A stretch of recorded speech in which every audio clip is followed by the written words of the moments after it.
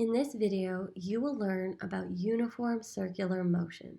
Circular motion is when an object moves in a circle, but more specifically, it's motion in a circle at a constant speed. On our diagram, imagine we have an object that is moving with uniform circular motion. I will draw the velocity vector v. This represents the object's linear velocity. Now, what are the velocity equations? Well, there's two. We can write v is equal to 2 pi r divided by t, or we can write v is equal to omega times r. Now, these are a lot of new variables, so let's go through them. Well, we know a circle has a radius. That's r. It represents the circle's radius. Now, what about t? T represents the period of the motion. Now, period is the time it takes to do one revolution. So if you do one revolution in 10 seconds, your period would be 10 seconds. Your question may also use frequency. So frequency is equal to 1 over the period, and it has units of hertz. Hertz are inverse seconds. Now that we understand those variables, we can understand the v is equal to 2 pi r divided by t equation. Now what about v is equal to omega times r? We know r is the radius, but what is this omega symbol?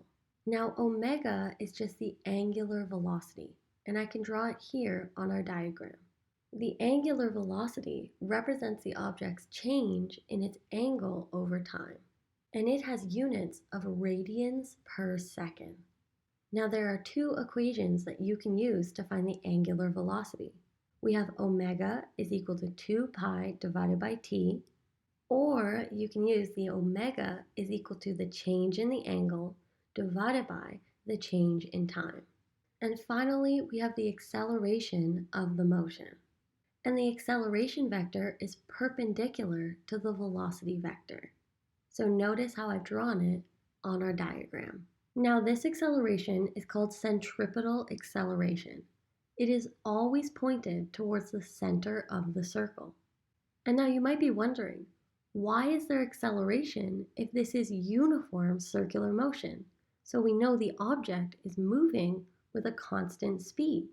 Well, this acceleration causes the object to change direction, not speed. So centripetal acceleration is not causing the object to speed up or slow down. It is causing the object to change direction. So what is the equation for centripetal acceleration? Well, A is equal to v squared divided by r. So the acceleration is equal to the velocity squared divided by the radius of the circle. Now v is equal to 2 pi r over t, or omega times r.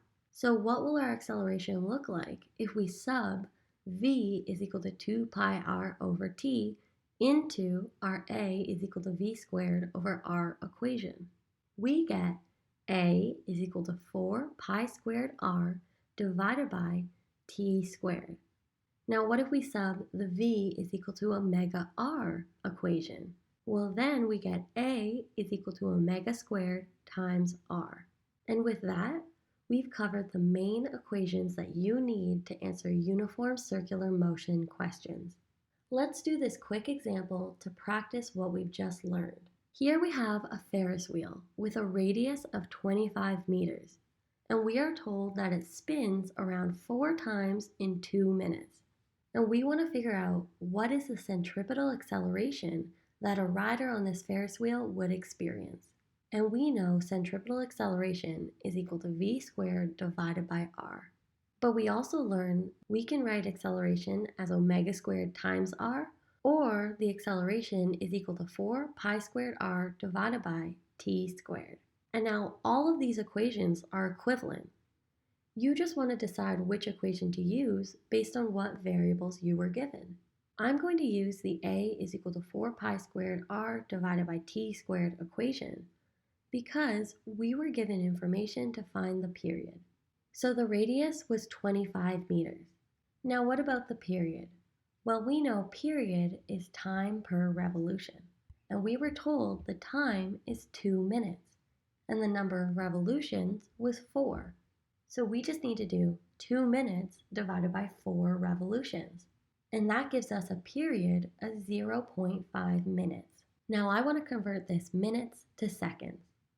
So 0.5 minutes is equal to 30 seconds. And with that, we have all the information we need to solve for the centripetal acceleration. All we have to do is plug in our values, and we find that the centripetal acceleration is equal to about 1.1 meters per second squared. And if you're asked to include the direction, well, we know the centripetal acceleration is always pointed towards the center of the circle.